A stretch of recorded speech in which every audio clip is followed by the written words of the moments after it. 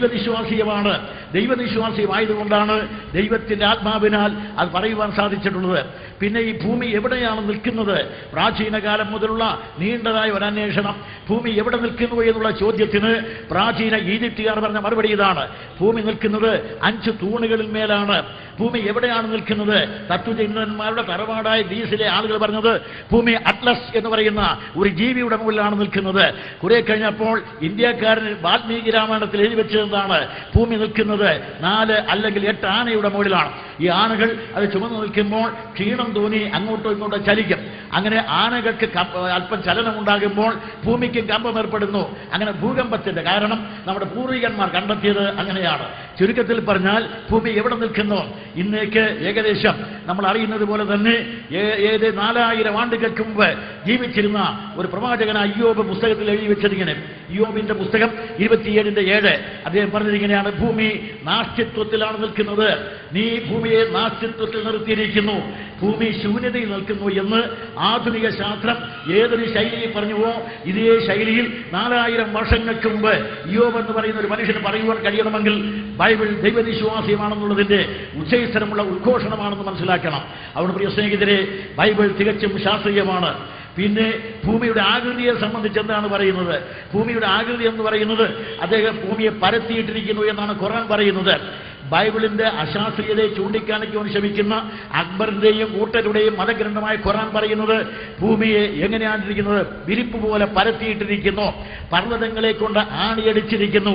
ശൂന്യതയിൽ നിൽക്കുന്ന ഭൂമിയിൽ എങ്ങനെയാണ് പർവ്വതങ്ങളെ കൊണ്ട് ആണിയടിക്കുന്നു എന്ന് ചിന്തിക്കാതെ മുഹമ്മദിന് അള്ളാഹ്ക്ക് മനസ്സിലാകാത്ത കാര്യമാണ്. നേരെ മറിച്ച് ഒരു കാര്യം നമുക്ക് മനസ്സിലാകും: ഈ ഭൂമി പരത്തിയിട്ടിരിക്കുന്നില്ല, ഭൂമി ഉരുണ്ടതാകുന്നു. അതിനെക്കുറിച്ചുള്ള ആക്ഷേപം ഇതാണ്: ഒരു കാലഘട്ടത്തിൽ നാം അറിയുന്ന ഗലീലിയോ എന്ന് പറയുന്ന സയന്റിസ്റ്റ് പറഞ്ഞു ഭൂമി എന്ന് പറയുന്നത് ഗോളാകൃതി കൊണ്ടതാണ് എന്ന് പറഞ്ഞപ്പോൾ അദ്ദേഹത്തെ കട്ടുറുങ്കിൽ അടയ്ക്കുകയുണ്ടായി. ഏറ്റവും വലിയ ആക്ഷേപം ക്രൈസ്തവർ അദ്ദേഹത്തെ കട്ടുറുങ്കിൽ അടച്ചു എന്നുള്ളതാണ്. പക്ഷേ ബൈബിൾ ഒരിക്കലെങ്കിലും വായിക്കാത്ത, ബൈബിൾ വായിക്കാൻ അനുവദിക്കാത്ത, ബൈബിൾ വായിച്ചവരെ കത്തിച്ച, ബൈബിൾ തന്നെ കത്തിച്ചാരമാക്കിയ കത്തോലിക്ക മതമേലാളന്മാരാണ് ഗലീലിയെ കട്ടുറുങ്കിൽ അടച്ചത്. പക്ഷേ ഇതേ ബൈബിൾ വായിച്ചിരുന്നെങ്കിൽ ഈ തെറ്റ് അവർക്ക് പറ്റുമായിരുന്നില്ല.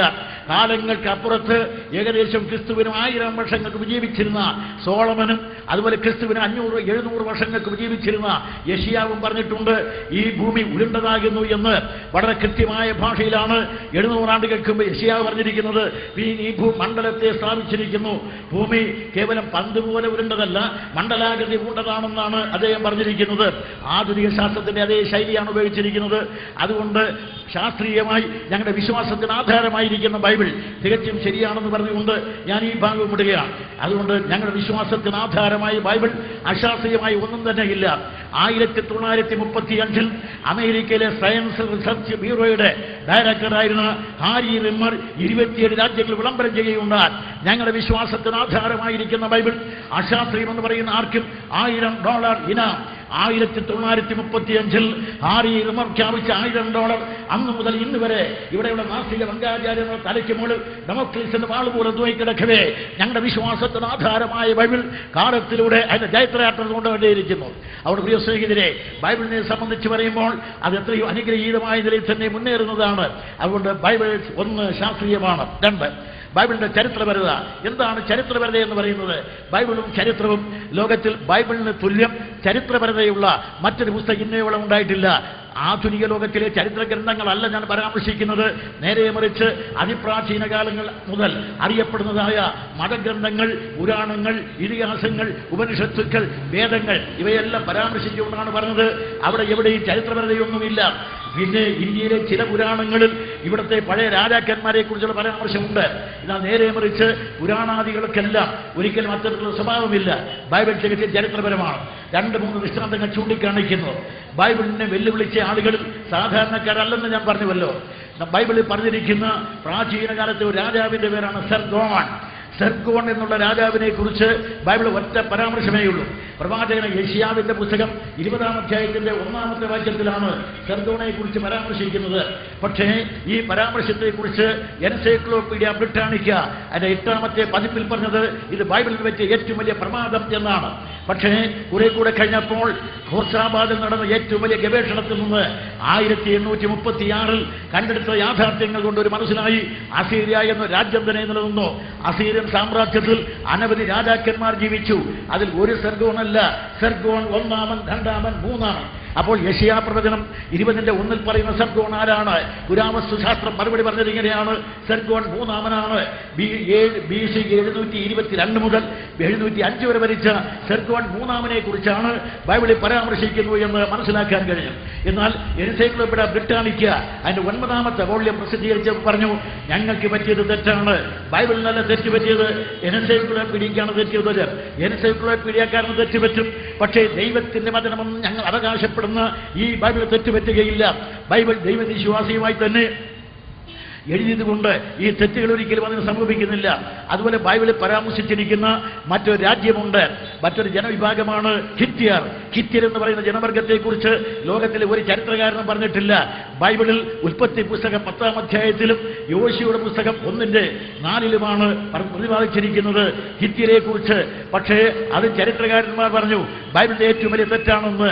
പക്ഷേ അത് നീണ്ട ഗവേഷണത്തിന്റെ ഫലമായി ഒരു കാര്യം മനസ്സിലായി: ഹിത്യർ ഒരു ജനവിഭാഗം മാത്രമല്ല, ഒരു സാമ്രാജ്യം തന്നെ ഉണ്ടായിരുന്നവരാണ്. 400 BC 200 വരെ നിലനിന്ന ഒരു വലിയ സാമ്രാജ്യം തന്നെ അവർക്കുണ്ടായിരുന്നു.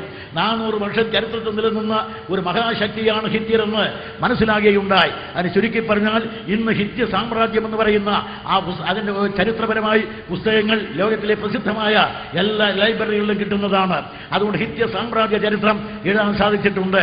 അതുപോലെ എത്രയെത്ര കാര്യങ്ങൾ ബൈബിളിന് ചരിത്രപരമായി തെറ്റുപറ്റിയിട്ടില്ല എന്നുള്ളത് അർത്ഥശങ്കയ്ക്കിടമില്ലാതെ ഞാൻ പ്രഖ്യാപിക്കുകയാണ്.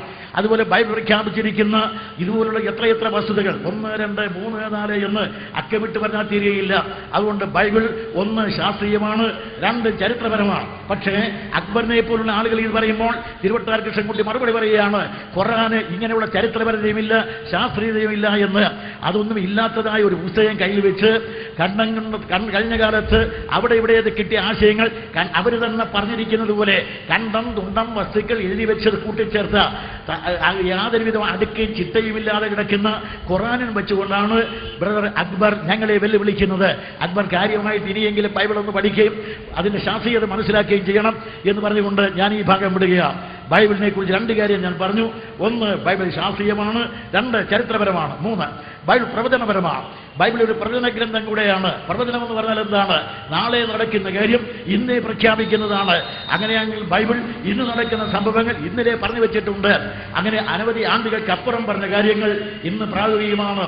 ബൈബിളിന്റെ പ്രവചനങ്ങൾ മനസ്സിലാക്കണമെങ്കിൽ 4 പ്രധാനപ്പെട്ട സൂചകങ്ങൾ ഞാൻ പറഞ്ഞു വിടുകയാണ്. വ്യക്തികളെക്കുറിച്ച്, സമൂഹത്തെക്കുറിച്ച്, രാജ്യത്തെക്കുറിച്ച് എല്ലാം പറഞ്ഞിട്ടുള്ളത് ബൈബിളിലെ പ്രവചനങ്ങൾ. അതെല്ലാം കൃത്യമായി പ്രത്യക്ഷത നിവൃത്തിയായിട്ടുണ്ട്.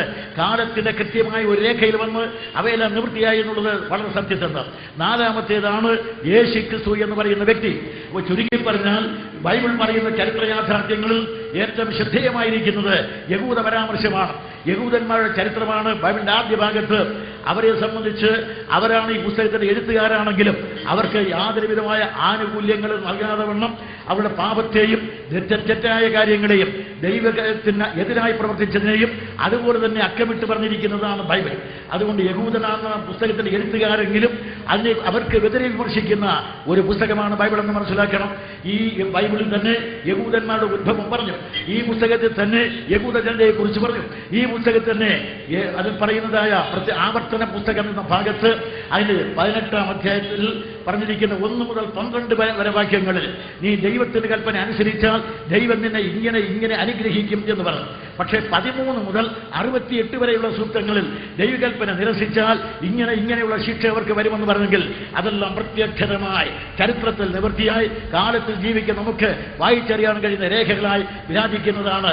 അതുകൊണ്ട് ബൈബിളിന് ചരിത്രപരമായി തെറ്റുപറ്റിയിട്ടില്ല. അതുമാത്രമല്ല ചരിത്രപരമായി പ്രവചനപരമായി ഇത്രയേറെ സത്യസന്ധമായ മറ്റൊരു പുസ്തകമില്ല. 1000 1000 ആണ്ടുകൾക്ക് അപ്പുറമിരുന്ന് പറഞ്ഞ വാക്യങ്ങളെല്ലാം സമയത്തിന്റെ ഒരു കൃത്യമായ ബിന്ദുവിൽ ഏകീകൃതമായി തീരുക അസംഭവ്യം. ഈ അസംഭവ്യതയുടെ സംഭവ്യതയാണ് ബൈബിളിനെ ഏറ്റവും ശ്രേഷ്ഠമാക്കി തീർക്കുന്നത്. അതുമൊക്കെ ഞാൻ വിശദീകരിക്കുന്നില്ല. ഇത്രയും പറഞ്ഞാൽ ബൈബിൾ ഒരു പ്രവചന ഗ്രന്ഥമാണ്. അത് എത്രയോ രാജാക്കന്മാരെ കുറിച്ച് പ്രവചിച്ചു. രാജാക്കന്മാരും രാജ്യങ്ങളും അത്തിച്ച കോടയിൽ നിലനിന്ന കാലത്ത്, സാമ്പത്തികമായി സൈനികമായി ശാക്തിയുമായി അത്തിച്ച കോടയിൽ നിന്ന കാലത്താണ് അവയുടെ പതനത്തെക്കുറിച്ച് പ്രവാചകന്മാർ പറഞ്ഞു വെച്ചത്. അവയെല്ലാം തന്നെ കൃത്യമായി നടന്നിട്ടുണ്ട്. ഇസ്രായേലിലെ പ്രവാചകന്മാർ പറഞ്ഞു